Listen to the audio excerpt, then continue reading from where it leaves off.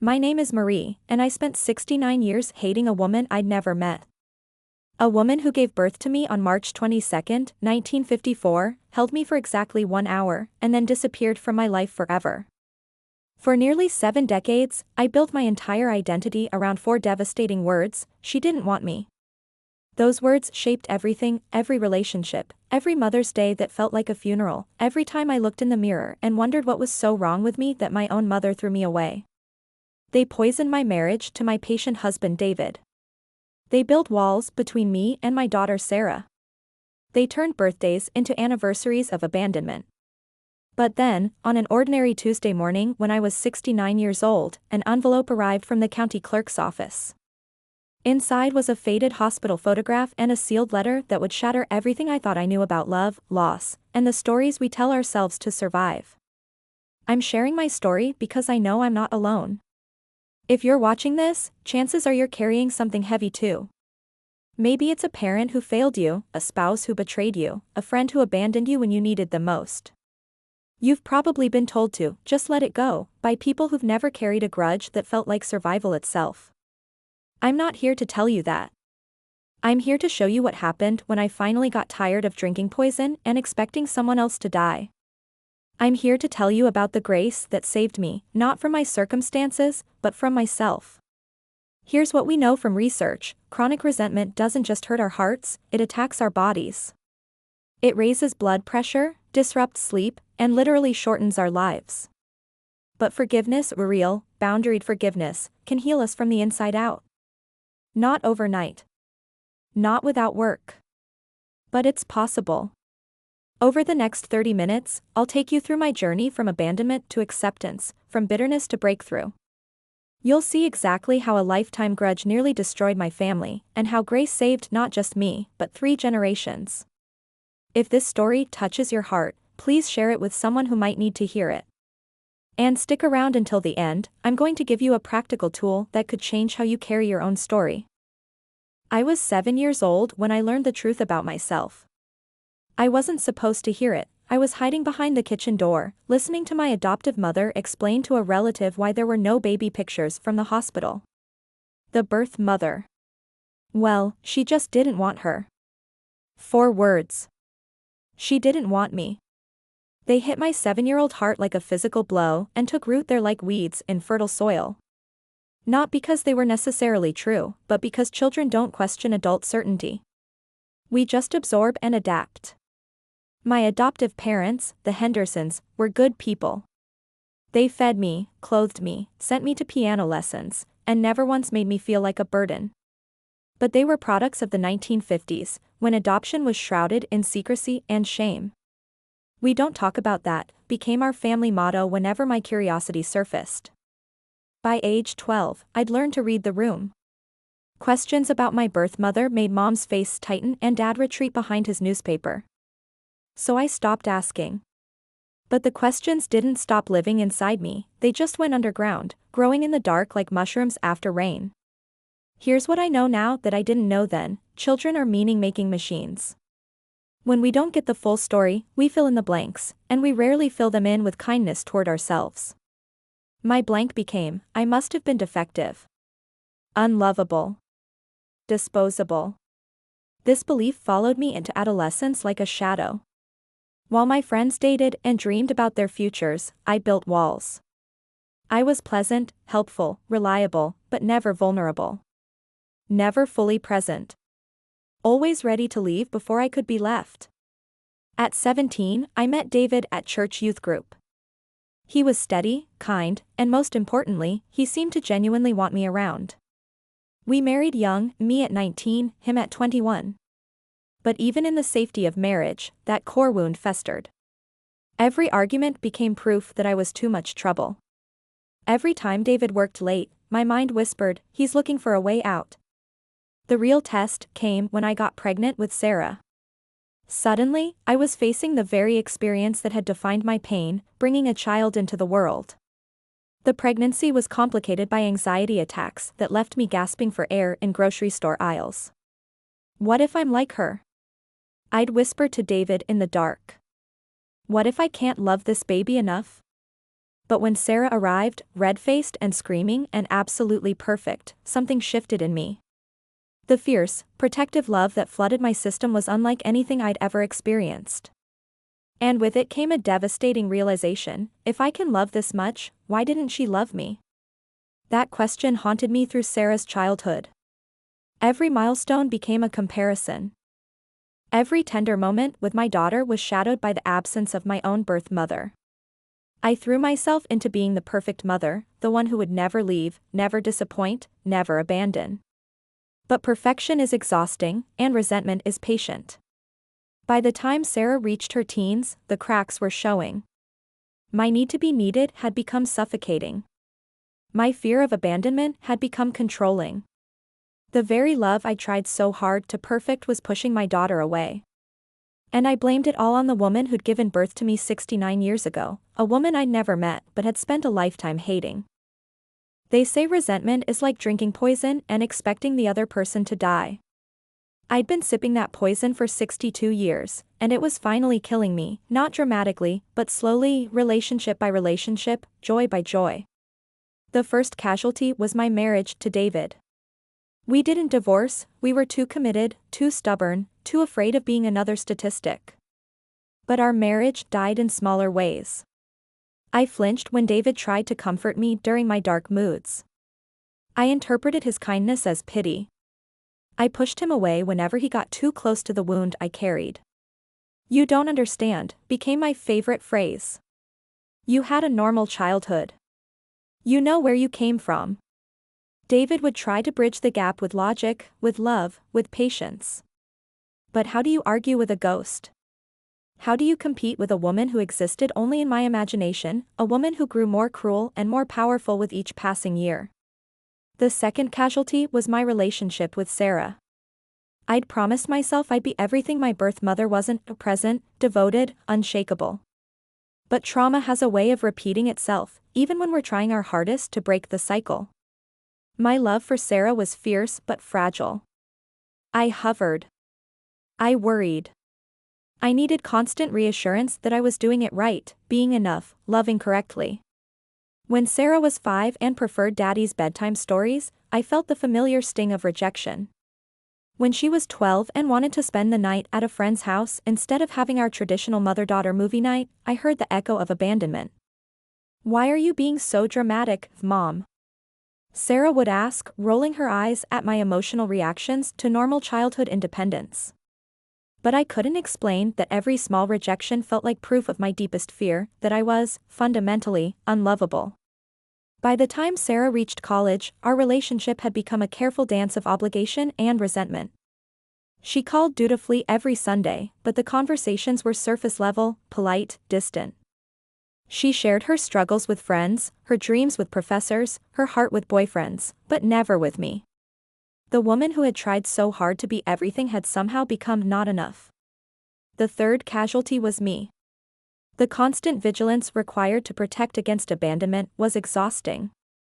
I developed chronic headaches, insomnia, and what my doctor called stress-related digestive issues.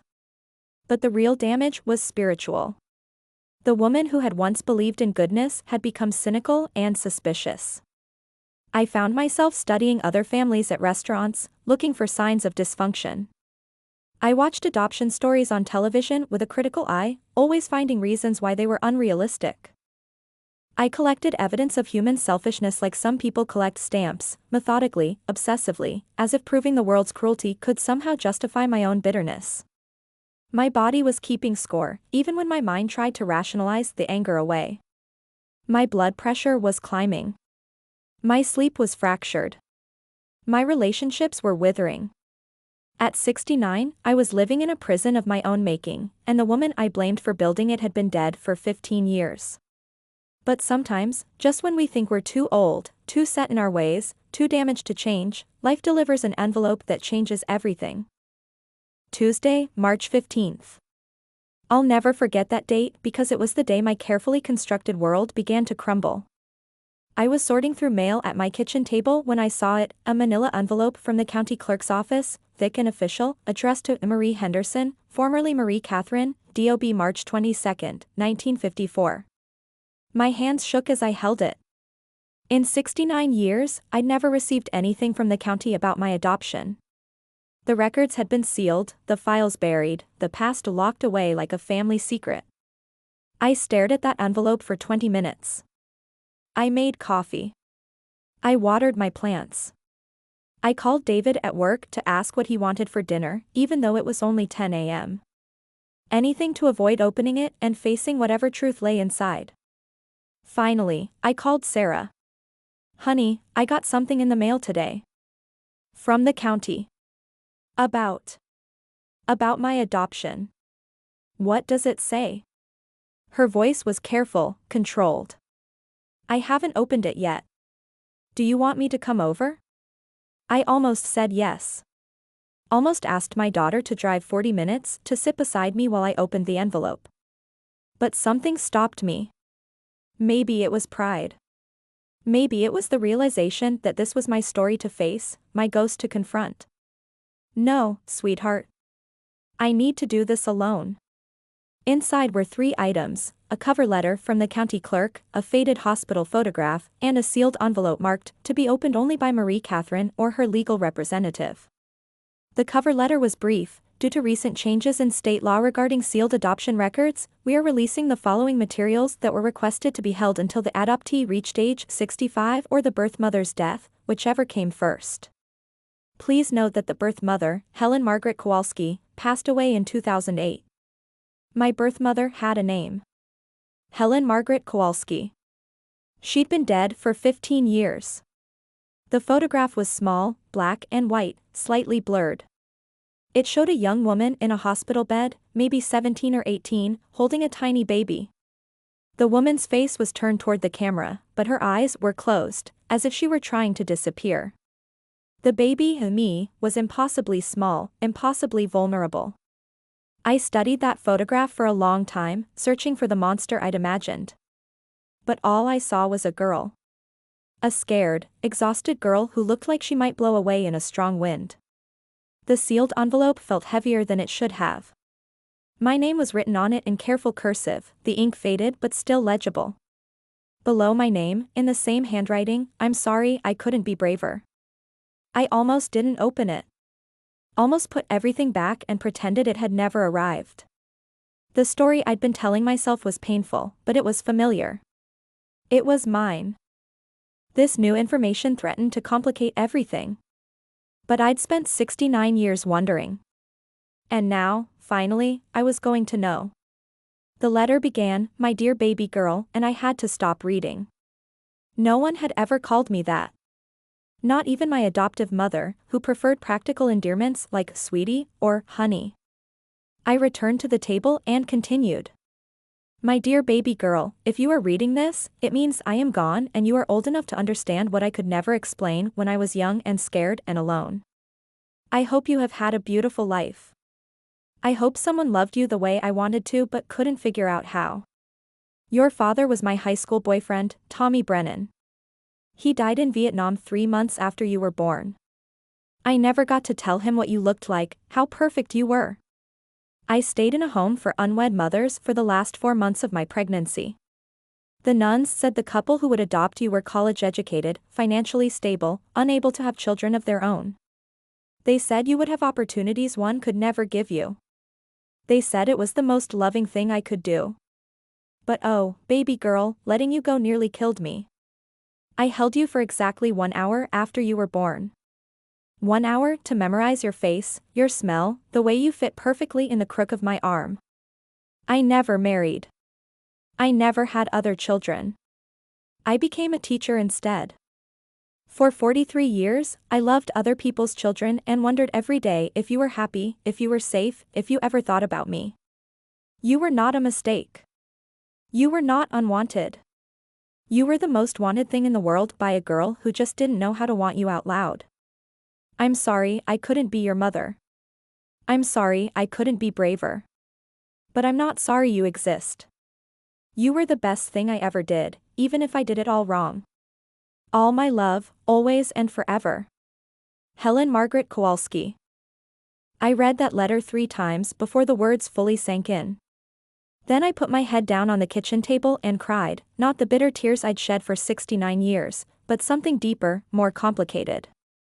Grief for the mother I'd never known. Grief for the girl who'd been too scared to keep her baby. Grief for all the years we'd both spent carrying shame that belonged to a world that couldn't make room for young love and hard choices. Helen hadn't thrown me away. Helen had loved me so much she'd given me away. And now I had a choice: hold on to the familiar anger that had shaped my entire life, or risk everything I thought I knew about love, loss, and what it means to be wanted. The next morning, I drove to Restwood Cemetery. Section C, Plot 47, just like Helen's letter had said. It was easy to find, it was the only grave with fresh daisies. I stood at the foot of Helen's grave for 20 minutes before I could speak. The headstone was simple: Helen Margaret Kowalski, 1937 to 2008. Beloved teacher. She loved children. Below that, in smaller letters, waiting for her daughter. Those last 4 words broke something open in my chest. Helen had been waiting. For 69 years, she'd been waiting. "I'm here," I whispered, then louder, "I'm here, Helen. I'm sorry it took me so long. I'd brought my own daisies." As I arranged them next to the ones already there, I began to talk. "I got your letter. I wish I'd gotten it sooner. I spent so many years hating you, and you were just a scared kid trying to do the right thing. I'm sorry I hated you. I'm sorry I never tried to find you while you were alive." The wind rustled through the oak trees, and I imagined it was Helen's voice, gentle and forgiving. "I need you to know, the Hendersons were good parents. They loved me. I had piano lessons and birthday parties and bedtime stories. I had everything you wanted me to have. But I was so angry about being given away that I couldn't appreciate being chosen. I sat down on the grass. I messed up my own family because of it. My daughter Sarah. She's beautiful and smart and kind, but I was so afraid she'd leave me that I pushed her away. Just like you were afraid to keep me because you thought you'd ruin my life. We're more alike than I ever imagined." The tears came then, 69 years worth of grief and anger and misunderstanding. But also relief. The story I'd been carrying was finally complete. "I forgive you," I said to the headstone. "I forgive you for not being brave enough to keep me. And I forgive myself for not being brave enough to understand." When I got home, David was waiting on the porch. He'd taken the afternoon off work. One look at my face told him everything he needed to know. "How was it?" he asked, wrapping me in his arms. "Hard. Good. Necessary." I leaned into his embrace, really leaned in, maybe for the first time in our marriage. "David, I owe you an apology. Actually, I owe you about 47 years worth of apologies. Marie. No, let me say this. I've spent our entire marriage waiting for you to leave. I've pushed you away because I was so afraid of being abandoned again. I've made you prove your love over and over because I couldn't believe I deserved it. That wasn't fair to you." David's eyes filled with tears. "I knew you were hurting. I just didn't know how to help. You helped by staying. You helped by loving me even when I made it hard." That evening, I called Sarah.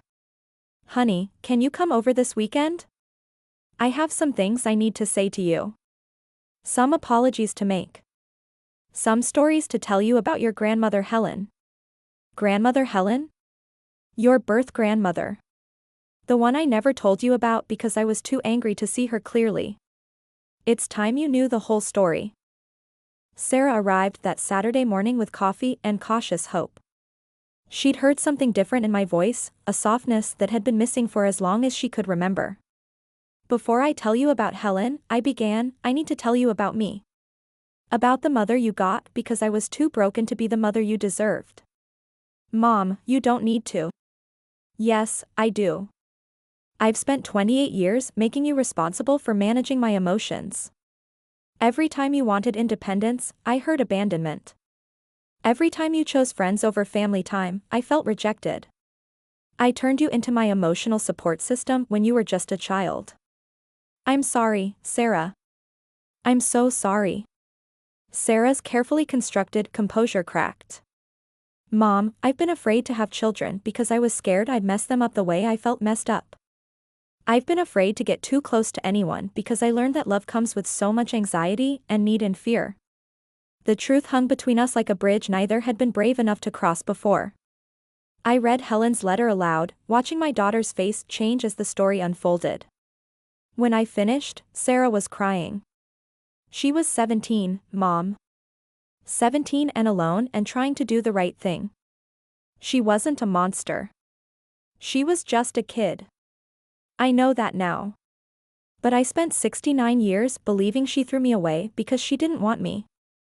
That belief poisoned everything, my marriage, my parenting, my ability to trust love when it was offered freely. We spent the afternoon talking in ways we never had before. Sarah shared her fears about relationships, her struggles with anxiety. I shared my regrets, my newfound understanding of Helen's choice, my commitment to changing the patterns that had damaged our relationship. I want to visit Helen's grave with you, Sarah said. I want to thank her for loving you enough to give you to parents who could raise you.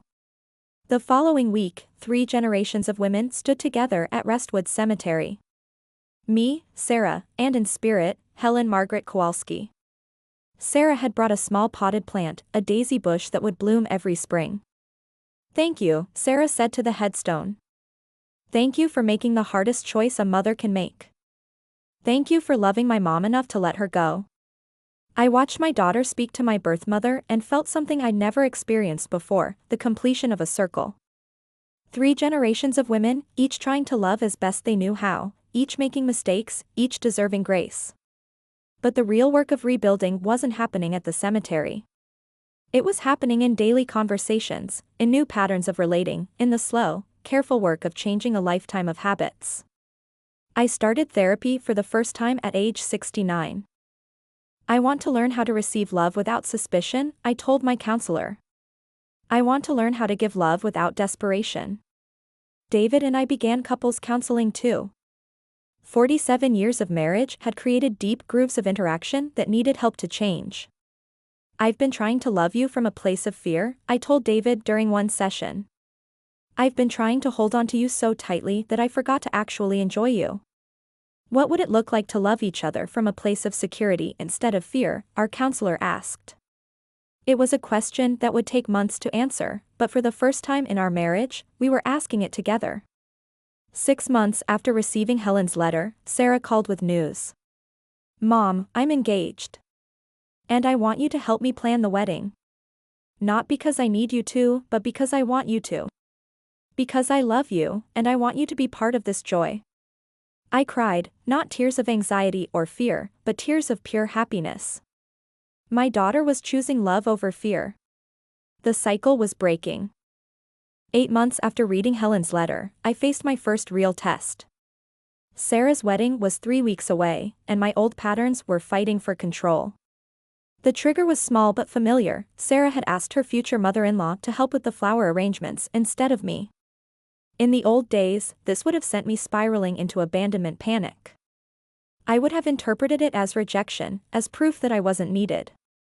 I felt the familiar tightness in my chest, the old story trying to reassert itself, she's replacing you. She doesn't need you anymore. But this time, instead of reacting, I paused. I remembered Helen's letter, you were the most wanted thing in the world. I remembered my therapist's words, love isn't about being needed. It's about being chosen. I called my therapist for an emergency session. I can feel the old patterns trying to take over, I admitted. Part of me wants to make this about me, to get hurt and defensive. What's different this time? I can see it happening. Before, I would just react. Now I can watch myself wanting to react and choose something different. What do you want to choose? I want to choose Sarah's happiness over my anxiety. I want to choose trust over fear. That evening, I called Sarah. Honey, I heard you asked Tom's mother to help with the flowers. I think that's wonderful. She has such good taste, and it's a beautiful way to include her in the wedding. Sarah was quiet for a moment. Mom, are you okay? I was worried you'd be hurt. I am okay. I mean, part of me felt that old familiar sting. But I realized that your wedding isn't about me. It's about you and Tom building a life together. I'm proud of you for being so thoughtful about including everyone. The wedding day arrived with October sunshine. I'd worried I'd be emotional in all the wrong ways, clingy, anxious, desperate to hold on to my daughter. Instead, I found myself filled with a quiet joy I'd never experienced before. As I helped Sarah into her wedding dress, I saw myself clearly for perhaps the first time. Not as the unwanted child who'd grown up to be a needy mother, but as a woman who'd survived abandonment, learned to love imperfectly, and was finally learning to love well. You look beautiful, I told my daughter, and meant it without reservation. I'm nervous, Sarah admitted. About the wedding or about marriage? About being good enough. My heart clenched with recognition. Oh, sweetheart. You are enough. You've always been enough. Tom chose you not because you're perfect, but because you're you. That's how love works, it chooses us as we are. The ceremony was beautiful. I watched my daughter marry a kind, steady man who looked at Sarah the way David had looked at me 47 years ago, with wonder and commitment and the kind of love that chooses to stay. During the father-daughter dance, I felt a moment of sadness, not for myself, but for Helen. Helen should have been there to see her granddaughter get married. But then I realized, Helen was there. She was there in my ability to let Sarah go with blessing instead of clinging. She was there in Sarah's courage to build a life based on love instead of anxiety. She was there in the grace that had finally broken the cycle of fear and abandonment. The grudge that had almost destroyed me was gone. The grace that had saved me was now saving others. 2 years after Sarah's wedding, I was reading to a group of third graders when I saw him, a small boy sitting apart from the others, arms crossed, eyes defiant. He reminded me of myself at that age, angry, guarded, convinced that love was something that happened to other people.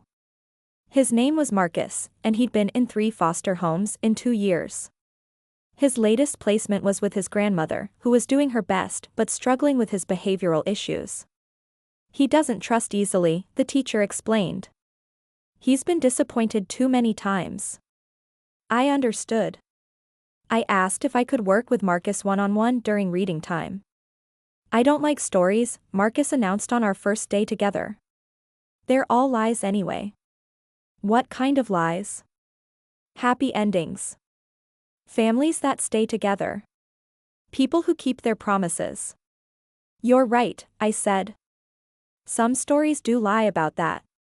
But some stories tell the truth about hard things. Want to hear a true story about a little girl who thought nobody wanted her? Marcus shrugged, but he didn't walk away. I told him about Helen, not the whole story, but the parts an 8-year-old could understand. About a young mother who loved her baby so much she gave her to people who could take better care of her. About a little girl who grew up thinking she wasn't wanted, when really she was the most wanted thing in the world. Did she ever see her mom again? Marcus asked. No. But she found a letter that told her the truth about how much she was loved. And that changed everything. Marcus was quiet for a long time. Then, my mom said she'd come back for me. But she didn't. My heart broke for him. I'm sorry, Marcus. That must hurt so much. I don't care, he said, but his eyes were bright with unshed tears. It's okay to care. It's okay to be sad and angry. But you know what I learned? Sometimes the people who love us best aren't the ones who gave birth to us. Sometimes they're the ones who choose to stay. Over the following months, I watched Marcus slowly begin to trust his grandmother's love. I watched him learn to read, to laugh, to believe that maybe he was worth keeping. The ripple effects of my healing continued to spread. Sarah, now confident in her marriage and her own worth, decided to become a foster parent. I want to love kids who need to know they're worth choosing, she told me.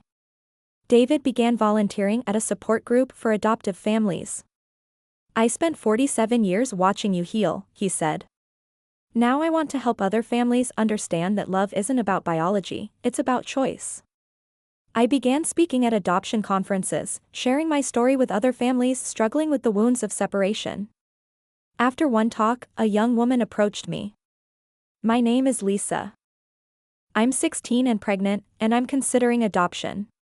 Everyone keeps telling me it's the right choice, but I'm terrified my baby will hate me for it. My heart ached for this girl who reminded me so much of Helen. Can I tell you what I wish someone had told my birth mother? Lisa nodded, tears in her eyes. That love sometimes looks like letting go. That choosing what's best for your child, even when it breaks your heart, is the most courageous thing a mother can do. 6 months later, I received a letter from Lisa. She'd chosen adoption and wanted me to know that she'd written a letter to her baby, just like Helen had done. I want her to know someday that she was wanted, that she was loved, that letting her go was the hardest and most loving thing I've ever done. I smiled as I read the letter. The cycle was changing. This baby would grow up with the truth from the beginning. On the 5th anniversary of receiving Helen's letter, I returned to Restwood Cemetery. But this time, I wasn't alone.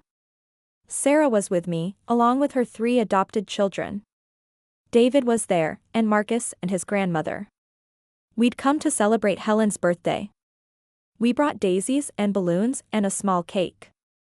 The children sang, "Happy Birthday," to the great-grandmother they'd never met but who'd made their family possible.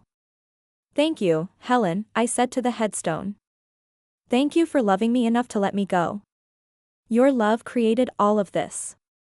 I gestured to the group around me, the family that had grown from Helen's sacrifice, the healing that had rippled out from one young woman's impossible choice. As we walked back to our cars, Sarah's youngest daughter tugged on my hand. "Grandma Marie, will you tell me the story about great-great-grandma Helen again?" I smiled and lifted the little girl into my arms. Once upon a time, there was a very young woman who loved a baby so much that she made the hardest choice a mother can make. As I began the story, our story, Helen's story, the story of love that looks like letting go, I realized that this was Helen's true legacy. Not the pain of separation, but the power of love to heal across generations. The grudge that almost destroyed me was gone. The grace that saved me was now saving others. And somewhere, I believed, Helen was finally at peace, knowing that her love had created something beautiful after all. As I reach the end of my story, I want you to take a moment and breathe. If you've stayed with me for these 30 minutes, chances are this story has touched something deep in your own heart. Maybe you're carrying your own version of my grudge. Maybe you're holding on to anger that once protected you but now imprisons you. My story isn't unique. It's the story of every human being who's ever been hurt, abandoned, betrayed, or left behind. It's the story of every person who's built their identity around their wounds instead of their worth.